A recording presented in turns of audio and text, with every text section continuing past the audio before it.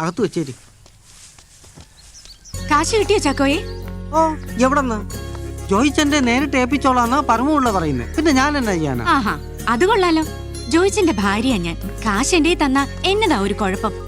ഓരോരോ ഒഴിവ് കഴിവുകള്, അല്ലാതെ എന്നതാ? ജോയിച്ചിന് ഇവിടെ ഇല്ലാത്ത തക്കം മുതലാക്കുക അയാള്. ഇഞ്ചിയും കുരുമുളകും എന്നൊക്കെ പറഞ്ഞ് ഇനി ഇങ്ങോട്ട് വരട്ടെ. ആ പരമുള്ളേ, കാശ് ഇന്ന് തന്നെ എന്റെ വീട്ടിലെത്തിച്ചേക്കണം. ഞാൻ പറഞ്ഞേക്കാം. ജോയിച്ചൻ എപ്പോ വരും ചേച്ചി? മറ്റന്നാള്. 2-3 ദിവസമായിട്ട് ഈ കസേര ഇങ്ങനെ ഒഴിഞ്ഞു കിടക്കുന്നത് കാണുമ്പോ ഏതാണ്ടൊരു ഇതുപോലെ. എന്നാ പറഞ്ഞാലും ജോയിച്ചൻ എപ്പോഴും ഇതേലിങ്ങനെ നിറഞ്ഞിരിക്കുന്നത് കാണുന്നത് തന്നെ ഒരു ഐശ്വര്യ. ഇതിപ്പം വീടങ്ങ് ഉറങ്ങിയ പോലെ. വല്ല നിവൃത്തിയുണ്ടെങ്കിൽ ജോയിച്ചാൻ മറ്റൊരു വീട്ടിൽ പോയി അന്തി ഉറങ്ങിയിട്ടുള്ളതായി എനിക്ക് ഓർമ്മയില്ല. ചില കല്യാണത്തിനോ ചവിടക്കിനോ മറ്റോ കാലോ അരയോ ദിവസം എന്റെ വീട്ടിൽ വന്ന് കിടന്നിട്ടുണ്ട്. അത്രേ ഉള്ളൂ. വൈകുമ്പോ ഈ തിണ്ണെ വന്ന് കയറണം, അല്ലെങ്കിൽ ജോയിച്ചിന് അതങ്ങോട്ട് ശരിയാവത്തില്ല. എന്നിട്ടും ദാ ഇപ്പൊ ഒരു തീർത്ഥാടനത്തിന് ചാടി പുറപ്പെട്ടിരിക്കുന്നു. അതും ചേച്ചിയും പിള്ളേരെയും പോലും കൂട്ടാതെ. അതിശയം തന്നെ. അതായിപ്പോ കുറ്റമായത്? എല്ലാരും കൂടെ അങ്ങ് സർക്കിട്ടിന് ഇറങ്ങിയേച്ചാ മതി ഈ സമയത്ത്. പിള്ളേർക്ക് സ്കൂളിൽ പോണ്ടല്ലേ ചാക്കോ? പഴയ കാലമൊന്നുമല്ല. ഒരൊറ്റ ക്ലാസ് നഷ്ടപ്പെടുത്തിയ പരീക്ഷ വരുമ്പോ അത്രയും മാർക്കങ്ങ് പോവും. A+ ഒക്കെ വാങ്ങിക്കേണ്ട പിള്ളേരാ. അതും ശരിയാ. എന്നാൽ എനിക്കറിയാൻ മേലേ, നമ്മുടെ പാലാ ടൗണ് വിട്ട് ജോയിച്ചന് ഇതിനു മുമ്പ് എങ്ങോട്ടേലും പോയിട്ടുള്ളതായിട്ട്. കച്ചവടത്തിന്റെ കാര്യത്തിന് എങ്ങാനും പുറത്തു പോവേണ്ടി വന്നാലും ഞങ്ങളാരേലും പറഞ്ഞു അയക്കുമല്ലയോ പതിവ്. ഇതിപ്പോ നമ്മുടെ സണ്ണിച്ചാന്റെ കാര്യമായതുകൊണ്ടാ ഒന്നും മിണ്ടാതങ്ങ് ഇറങ്ങിപ്പോയത്. 10 വർഷം കഴിഞ്ഞു സണ്ണിച്ചാന്റെയും കൊച്ചുറണ്ണിയുടെയും കല്യാണം കഴിഞ്ഞിട്ട്. ഇതുവരെ അവർക്കൊരു കുഞ്ഞിനെ കൊടുത്തില്ല തമ്പുരാൻ. ഫ്രാൻസിസ് പുണ്യാളിനോട് മുട്ടിപ്പായി പ്രാർത്ഥിക്കാനും തിരുശേഷിപ്പ് കാണാനുമായിട്ട് ഗോവയിലോട്ട് കൂടെ ചെല്ലണമെന്ന് സണ്ണിച്ചാൻ പറഞ്ഞപ്പം ഒരു കൂട്ടുകാരൻ എന്ന നിലയ്ക്ക് അവനെ അനുഗമിക്കേണ്ടത് എന്റെ കടമയല്ലയോടി ആൻസിയെ എന്നാ ജോയിച്ചൻ എന്നോട് ചോദിച്ചത്. കാര്യം ശരിയായതുകൊണ്ട് ഞാനും അതങ്ങ് സമ്മതിച്ചു. മാത്രമല്ല തിരുശേഷിപ്പ് കാണണമെന്നൊക്കെയുള്ളത് ജോയിച്ചന്റെയും വലിയ ആഗ്രഹമായിരുന്നു.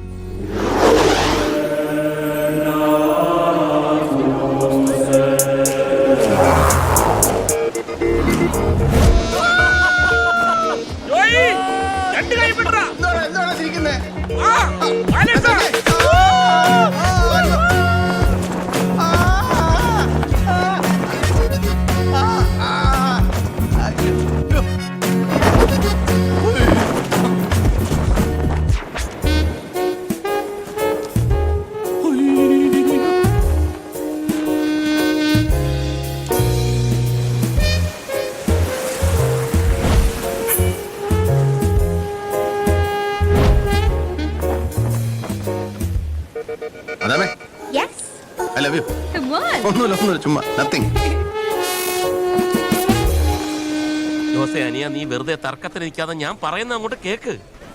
ഞാനൊരു പോലീസ് ഓഫീസറാണെന്നുള്ള കാര്യം പലപ്പോഴും നീ മറന്നു പോകുന്നു. പ്രമാദമായ ഒരു മർഡർ കേസിന്റെ ഇൻവെസ്റ്റിഗേഷനില്ല ഞാൻ. അഡ്വക്കേറ്റ് നരിമാനുമായിട്ട് എനിക്ക് നാളെ ഒരു അർജന്റ് മീറ്റിംഗ് ഉള്ളതാ. അതുകൂടെ കഴിഞ്ഞ് എനിക്ക് വരാൻ പറ്റത്തുള്ളൂ. എന്താ കടലിലെ ശബ്ദം? അത് പിന്നെ ഈ അന്വേഷണം ഒരു കടൽ തീരത്താ. എന്നാ പറഞ്ഞാലും ഈ കേസിൽ നാളെ നീ തന്നെ കോടതിയിൽ അപ്പിയർ ചെയ്തേ പറ്റൂ. അത് മസ്റ്റാ. ചത്തയാളെ ഒരു മീൻപിടുത്തക്കാരനായിരുന്നു. മീൻപിടുത്തക്കാരൻ. ശരി ശരി. കെട്ടിയോള് തന്നെ അല്ലാതാരും.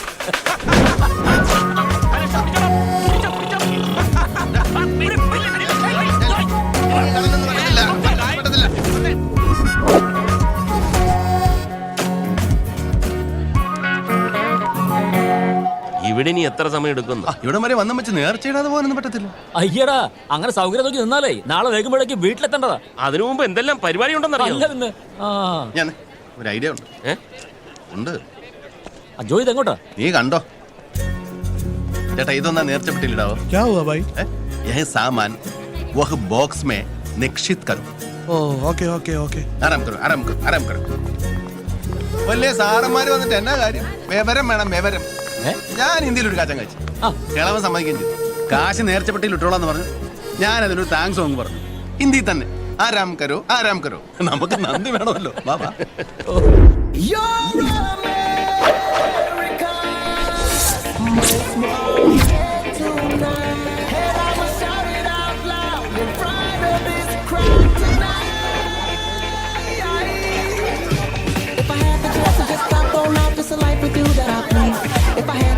Just rock on out, there'll be no you without me.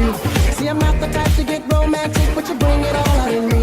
And I'm not the type to ever cuff my chick, but I make sure that you don't leave. Leave your baby, plan to be my lady. By the way you're wearing that dress driving me crazy. So we can dance the night away like it's your day. So we can dance the night away like it's your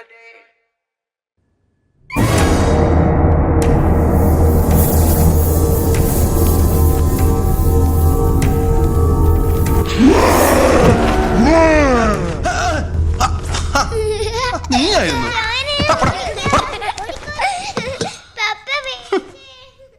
കളിച്ചു നടക്കാതെ റെഡിയാ നോക്ക്. ചിരിക്കുന്ന കണ്ടില്ലേ? നാണമില്ലല്ലോ ജോയിച്ചിന്. ഓ നീ അതെങ്കിൽ ക്ഷമി. ഇന്നലെ 2 കൂടി പോയായിരുന്നു. അത് ഞാൻ ഇതിനു മുമ്പും കണ്ടിട്ടുള്ളതാണല്ലോ. ഇതൊന്നും അല്ല. ജോയിച്ചൻ രാത്രി ഉറക്കത്തിൽ കിടന്ന് പറഞ്ഞ എന്നാന്നറിയോ? എന്നാ പറഞ്ഞു? മദാമേ, what is your name, come here, I love you എന്നൊക്കെയാ ജോയിച്ചൻ പറഞ്ഞത്. അതായിരുന്നു. അത് നീ വിചാരിക്കുന്ന പോലെ ഒന്നും അല്ലടി എൻ്റെ ആൻസി. ഏതോ മാതാമ്മമാര് നടത്തുന്ന ആശുപത്രിയിൽ ഞാൻ ഭയങ്കര സൂക്കേടായിട്ട് കിടന്നൊന്ന് ദുസ്വപ്നം കണ്ട. ഏയ് ഐ ലവ് യു എന്നൊന്നും ആയിരിക്കല്ല പറഞ്ഞത്. ഐ ഗിവ് യു എന്നായിരിക്കും. അതായത് ഈ വലിയ ബില്ല് വന്നപ്പോ ഉടനെ കൊടുത്തേക്കാം, പേടിക്കണ്ടെന്ന് പറഞ്ഞായിരിക്കും. ഓ അല്ല പിന്നെ. എന്റെ പൊന്നും കൂടെ അല്ലേ, നീ ഇത് ആരോടെങ്കിലും പറഞ്ഞ് എനിക്ക് നാണക്കേട് വരുത്തി വെക്കരുത് കേട്ടോ. അതെന്നാ ജോയിച്ച അങ്ങനെ പറഞ്ഞത്? ഞാൻ എന്റെ ജോയിച്ചിന് നാണക്കേട് വരുത്തുവോ? എന്നാലും പകരമായിട്ട് എനിക്ക് എന്നാ തരും? എന്നാ വേണേലും ജോയിച്ചിനോട് ഞാൻ പറഞ്ഞിട്ടുള്ളതാ, മറ്റത്തിൽ വക്കച്ചിന്റെ സ്വർണ്ണക്കടയിൽ ഞാൻ കണ്ടുവച്ചിട്ടുള്ള കല്ലുമാലയെ കുറിച്ച്. അത് വേണോ ആൻസി കൊച്ചേ? വേണമല്ലോ ജോയിച്ച. ഞാൻ എല്ലാരോടും പറയും എന്ത് നല്ല ഭർത്താവ് എന്റെ ജോയിച്ചിനെന്ന്.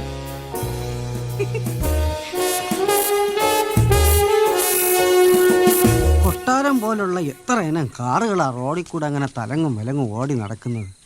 ഈ പാട്ട തൂക്കി വിറ്റേം വെച്ച് പുതിയ കാർ ഒരെണ്ണം മേടിക്കണ്ട ജോയിച്ച.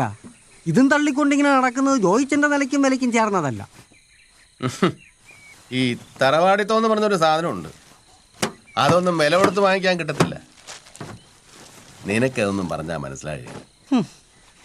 എൻ്റെ ഇച്ചാച്ചൻ ആദ്യമായിട്ട് മേടിച്ച കാറാ. ഇപ്പോഴും ഒരു പോറൽ പോലും ഇല്ല. കൊല്ലം എത്രയുന്നാ, എന്നിട്ടെന്നതാ എഞ്ചിൻ നടക്കുന്നുണ്ടോന്ന് അറിയാൻ ചെവിയോർത്ത് നോക്കണം. ഇന്ന് വരെ ഒരു അനാവശ്യ ശബ്ദം ഈ എഞ്ചിനകത്ത് കേട്ടിട്ടുണ്ടോ? ഇതിന്റെ വാലേ കെട്ടാൻ കൊള്ളത്തില്ല നീ പറയുന്ന കൊട്ടാരം പോലത്തെ കാറൊന്നും. എനക്കെന്നാടാ ഒരു ഞാൻ Today, Chaco drop you. Chaco, go drop. Papa's English, poor English. My English, no grammar. വൈകിട്ടോ പപ്പ? വൈകിട്ട് എങ്ങനെയാ വരുന്നേ? വൈകിട്ട് മോള് ബസ്സേ വന്നാൽ മതി. പിള്ളേർ ചെറുപ്പത്തിൽ എങ്ങനെ കാറേ മാത്രം കയറി പഠിക്കുന്നു. വന്നട്ടെ.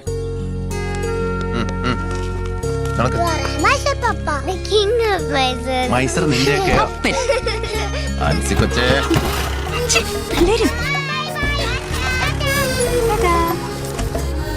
എന്നാ ഞാനും വേഗം റെഡി ആട്ടെ, കടയിലോട്ട് പോകാനുള്ളതല്ലയോ.